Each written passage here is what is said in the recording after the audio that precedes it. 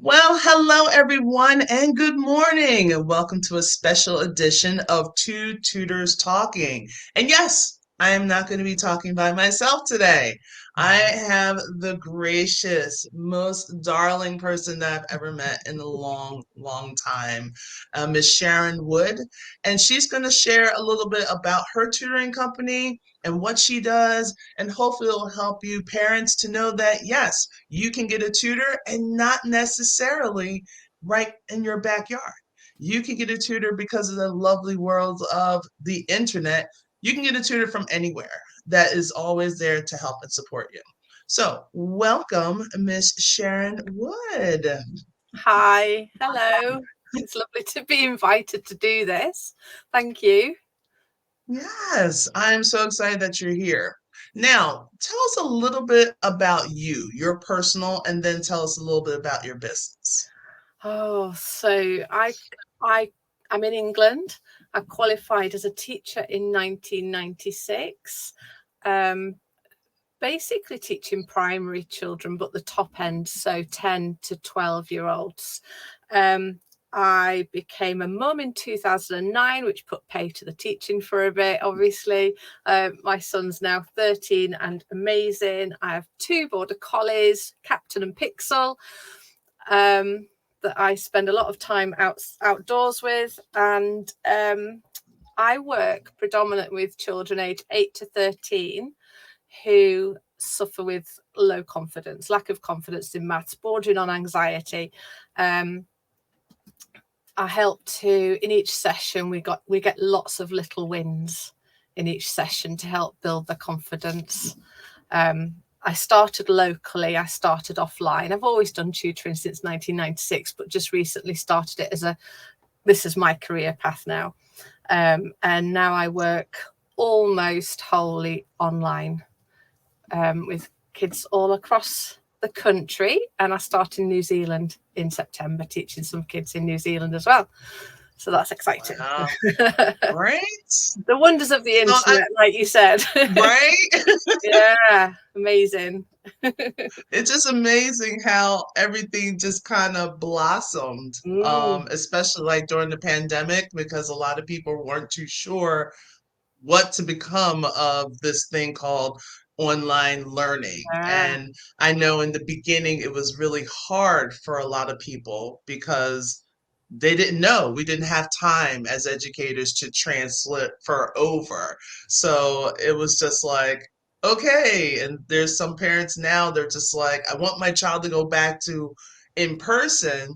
But then it's so funny that the kids are the ones that kind of connect it. Like the yeah. kids are like, oh yeah, I'm fine with online. The kids are It's so great. comfortable online. They're so comfortable. And the tools that are online that we use as well are incredible. I did worry that I wouldn't be able to use manipulatives with the children. So actually have the blocks in our hands and move them around. But they're so comfortable with moving the blocks around the screen. The tools are amazing. We can make a graph and we don't have to draw lines to make the graph. We can create one, put all the inputs in, and boom, it's there. It's amazing. Yeah. Right? And a lot of people, I even heard a lady in the store the other day, or the shops the other day, that were saying like, I need a person, like I want these teachers to be back in the classroom because my child can't learn online. Oh, And you kind of wonder, like, is it really your child or is it you? yeah, it's their Because like, perception. Yeah. God, Their perception, it's the parents' perception sometimes, like coming on to a Google Meet or a Zoom or a chat like we are doing is not natural for the parents, but the kids really, they've grown up with it. And a lot of the children I work with feel more comfortable behind the screen. I can't see them counting on their fingers. I encourage them to use use your fingers. They're the best tools you've got. Use your fingers. But, the older ones I do work with some children aged 14, 15 that I'm working with. They're working at a lower level primarily because of the COVID gaps. They're so comfortable with me because they can hide their fingers. And a 14-year-old boy doesn't want to be seen counting on his fingers. and so they're just more comfortable with it, and they insert emojis and things when we're playing around with. It's just more natural for them, and they have a good time. Yeah, it's enjoyable, the session. So you kind of make like an ease, because I know for us, if I ask a kid how they're feeling or how to do a math problem, sometimes when they do basic calculations, it's always the looking up. And I'm like, what's up there? Yeah. Because they're looking and they're Yep, visualizing what, absolutely. 5, 10, 15, 20, instead of, like you said, showing their fingers. But you Yeah, know that they are, because you can see the twitching in their arms. And I'm like, absolutely. if you need to count, use all your resources. Yeah. But if you notice, if before we really get into it, if you guys are watching this live, please make sure you hit hashtag live in the comments. And if you're watching the replay, just hit hashtag replay just to help with the algorithm. You need to But see it. I know, constantly have to say Algorithm. this. The algorithm.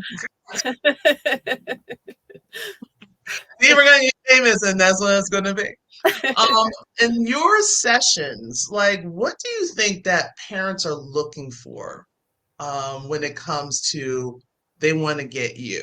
What do you think the parents are looking The children don't like maths. They want to see a relationship change. There's something about number.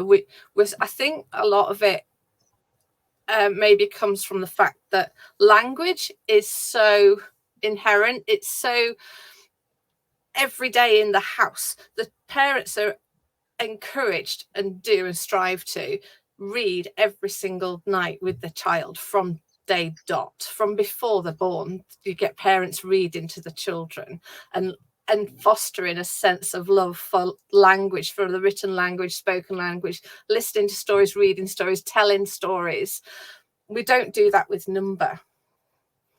We don't play games as much. So with the arrival of TV and then internet, people have stopped playing board games with the children and rolling the dice and counting 2 dice up together, playing dominoes. I don't know if you know, do you know dominoes? for? Oh Yeah, yeah. playing dominoes, things like that my grandparents would have done as a daily activity with the children. Maybe we don't have that. Numeracy isn't normal in the household as much as literacy is. So we need to change the children's relationship with maths, and also the I think with a relationship change, with an attitude change to foster that positive attitude with maths, academic success follows. I don't give any guarantees. I don't say I'm going to get your kid 2 grades higher by the end of the year. Nothing like that. I aim to change the relationship, but surely with the change of relationship, going into a classroom more positive, more confident, you're going to get a better outcome academically as well. Yes. A lot of my children at the moment, a lot of them have come to me because of the lack of teaching during lockdowns, or lack of quality teaching they've missed. There are big chunks that I'm finding out. One of my children said to me a few months ago, I don't understand what decimals are. Just no comprehension what decimals are. And this is a very, very bright, intelligent, hardworking, conscientious, gorgeous child, age 13. Wow. So I went right back to the beginning, and in 2 sessions, sorted. We were multiplying decimals to 8 decimal places, absolutely incredible. But just that basic understanding, she missed the when she was 9, 10, 11, she missed that teaching. Place value was extended past from 0 to 100. It extended, so that was missed. Things like as well, another child. They haven't. So in our year 5, 6 top end of primary school, when the children are 10 and 11, they're using compasses, they're using protractors, physical objects that when they were doing online learning, the teachers had to go, we can't do that. So Right. in a lot of my lessons, I'm teaching them how and why they would use a protractor and a compass, or a pair of, set. Because the education system here, the curriculum is set. You do this in week 1, this in week 2, this in week 3, all the way up to week 39 of the school year. And that's carrying on. There seems to have been very little movement for any time released for going back and learning the stuff that they missed 2-3 years ago. Right. I mean, you hit when it came to the whole pandemic. A lot of people think that, oh, the kids will be able, they're resilient, just like we mentioned earlier. Yeah, They'll be able to jump right on when they get back to school. And that was basically like last year. Like with a lot of people, there wasn't that many hybrid classes anymore. But guess what? There was a lot of things that was missing. yeah, And a lot of people thought, okay, we can start right where we left off because that was last year. yeah, And guess what, guys? They can't. They can't like just jump right in where they left off because for me, especially, it was mostly Algebra 1 that was missing during the pandemic. So I knew Algebra 2 was going to be something of a huge flux. yeah, And a lot of people like, I don't understand what happened. And I'm telling them because of the pandemic, when your child was taking Algebra 1, or for your case with the younger students, any of that foundational yeah, piece yeah, was missing. And we're trying to play catch up, but our curriculum is designed to start because they've already learned that. And yeah, having teachers saying, you already learned that in Algebra 1, and it almost makes you want to say, but they didn't learn Algebra yeah. 1. No, I absolutely. felt like saying we should be starting again, like Yeah, start right back where you left off, not really changing your grades, because I know a lot of kids mentally that will be crushing yeah. because I'm supposed to be in 8th grade, but we're taking me back to 6th grade because of the pandemic. So I It's the know that would sixth be grade crushing. work. Yeah, we have But we've got a lot of gaps. I've always found because of the way the curriculum's written, we have 3 terms each year, and it starts with number, goes on to algebra, geometry, probability, and statistics. Geometry and probability and statistics, harder to teach online maybe during the pandemic, before we got all the fabulous resources were made, all the tools that were created during that time. But also they're at the end of each term, and the first term ends at Christmas, and the second term ends at Easter, and the third term ends in the summer. So you've got Christmas productions, you've got the Easter bonnet parade, you've got the sports day in summer, and geometry and probability and statistics just never seem to get the time that they deserve. And then with the pandemic, it was harder to teach online. So let's really concentrate, focus on those, the core number system and algebra. And yeah, they're the poor relatives, I'm afraid. right.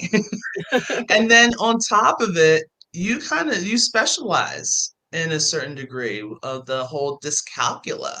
I mean, I it sounds like a special name for a Dracula. But can you talk a little bit about the whole thing with dyscalculia? Because I don't think a lot of parents actually know if their I child may or may not have. yeah. So I will be a specialist dyscalculia teacher by July next year. So my training's starting when I come back off holiday at the end of summer, but I have been doing lots of pre-reading, pre-work. I've been on lots of webinars and things. Dyscalculia, so it's a form of it's a mathematical learning disability.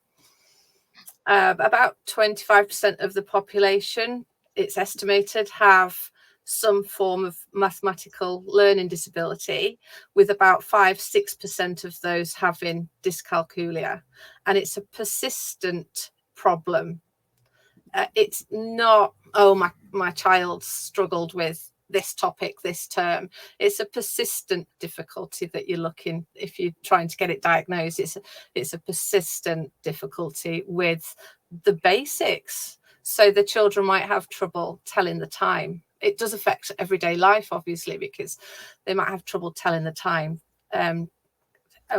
Working with money, they might have trouble with subitizing. So if they see that, we were talking about the dice earlier, if they see 2 dice rolled and one's a 5 and one's a 3, they can't automatically put those together and see that there's 8. They would have to count them. They can't see that it's 8 automatically.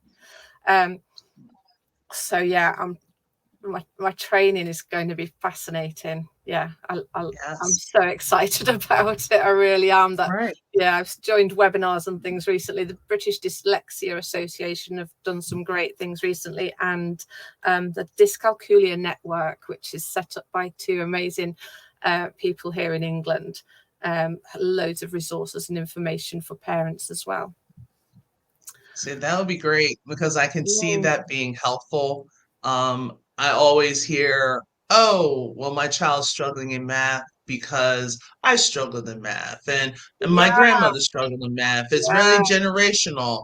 And or some people be like, well, it's not a generational thing, it's more like the exposure, but it's also, it's a brain thing. It's not just your child is lazy. A lot of people will think, oh, my child's lazy, just give them more work, which drives me nuts. More of the same. Yeah, let's give them more work to stress them out. Stop asking for more worksheets. Let's work on the product in itself. But if anything, like, what else will find you unique? Like, what are you looking for in the client?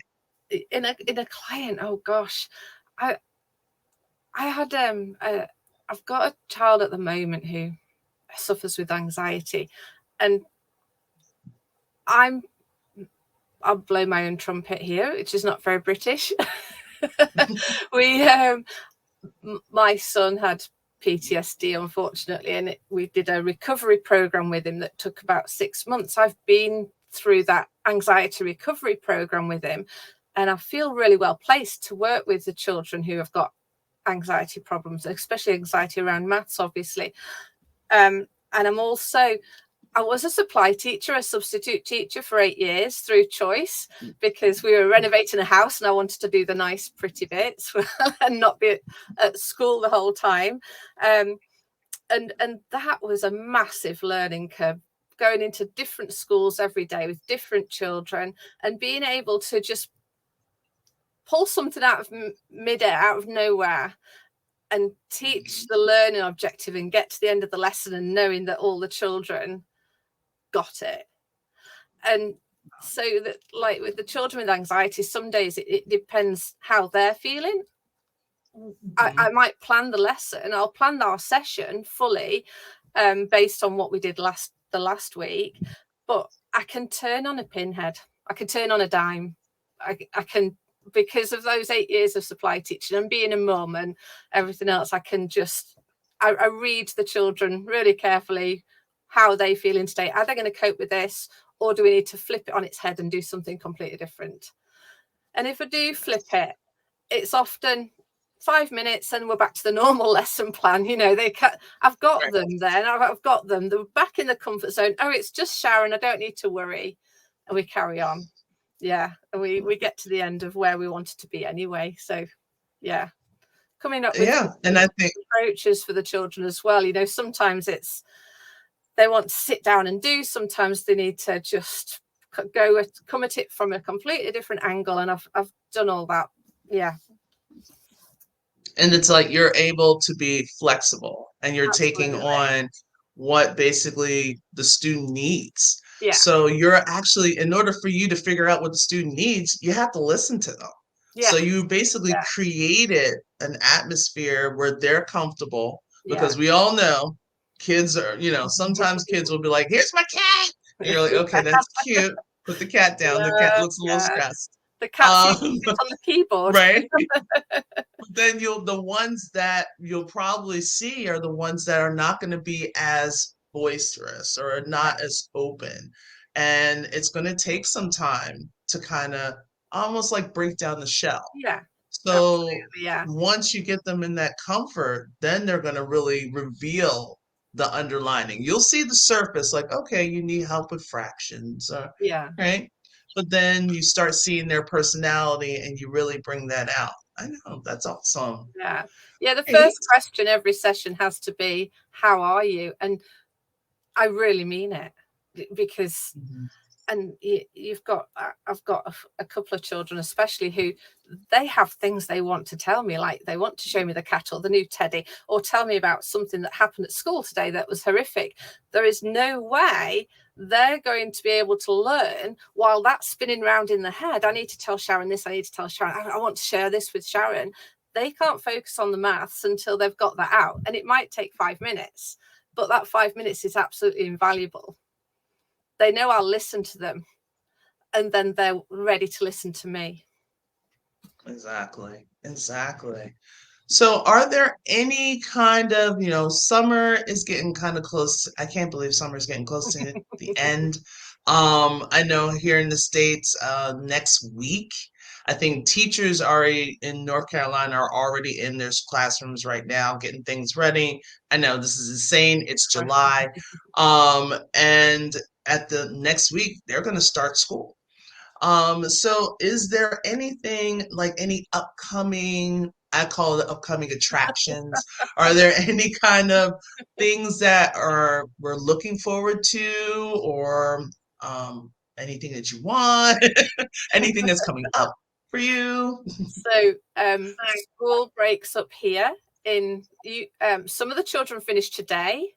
My son finishes on Friday. Most of the other children finish on Friday, and then we've got 6 glorious weeks off. Unfortunately, well, fortunately for me, I'm off. I'm off for 4 weeks of those.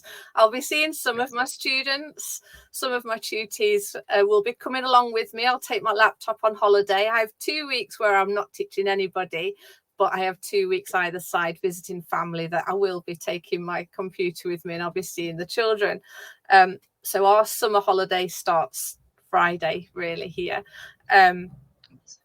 So I'm not doing anything over the summer, but obviously people are free to contact me ready for September start. In September, I'm opening up my mornings. I'm going to get up nice and early to welcome my tutees in New Zealand. It'll be tea time for them, and it'll be dawn for me. But it's something I'm very excited about. And obviously my Dyscalculia course really starts on the 1st of September, and that's going to be 12 hours a week set aside for that.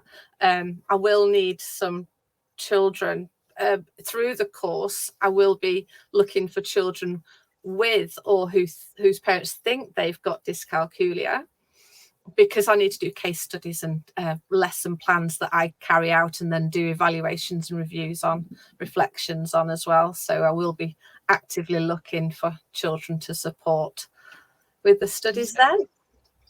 Oh, that'd be awesome. All right. And then if you ever want to meet with Miss Sharon, you want to talk about tutoring, about like possibility if she to keep up to see when does she have her case studies. You can definitely contact her via her email address at hello dot or at zoomalong dot live. So definitely you can take with her for that information. And even if you just want to just make sure you stay connected with her, because this is another person that can be a great resource for you and maybe even for your child. We all know that the first couple of weeks of school, you're just getting acclimated, you're trying to get yourself situated. And then boom, that's when everybody, including teachers, because the first week teachers are like, I'm not ready. I'm just not ready. Let's do a fun activity. So when you don't see anything coming home, still check those school bags because it's a black hole. All right. But I mean, welcome. I mean, I'm just so happy. Thank you, Sharon, for doing this. I greatly appreciate it, Thank taking your you. time out of your day. I wish you a great vacation because Yeah. you well deserving, because Sharon was one of my members of my mastermind course that I have for online tutors, and we did for math tutors. And it was just like when I have 7 p.m., meetings on Sundays, it would be midnight in England, and Sharon was at every single meeting. She didn't miss one. It Some of them was she's like, I don't know what I look like, and I'm like, trust me, it's midnight. I get it. absolutely 100% worthwhile, though. I wouldn't have done it if it wasn't 100% worthwhile getting out of my cozy, comfy bed to sit on this horrible chair and look dreadful and feel rubbish. But absolutely brilliant, brilliant course it is. Yeah, highly recommended. Oh, thank you. All right, so that's going to be us for today. Hopefully, you guys have an amazing day, and we're going to see you guys next week for one of my many podcasts, which is getting kind of crazy. I'm doing like four of them. There's another one that's coming out for anyone that is a tween, a teenager, an adult, like basic college students that just basically want to start the semester on a good foot. So if you're interested in that, please do not hesitate to contact me for that part. And then we will continue on with all my Ask Audreys every Tuesday at 6 p.m. until the summer kicks in or kicks out, and it's time for us to get back into school. And then also for all those others that just needs help with tutoring and are thinking about tutors, please do not hesitate to reach out and join my Facebook group, which is From the Classroom to Online Tutoring. All right, so thank you so much, and I will see you guys next week. All right, take care now. Bye.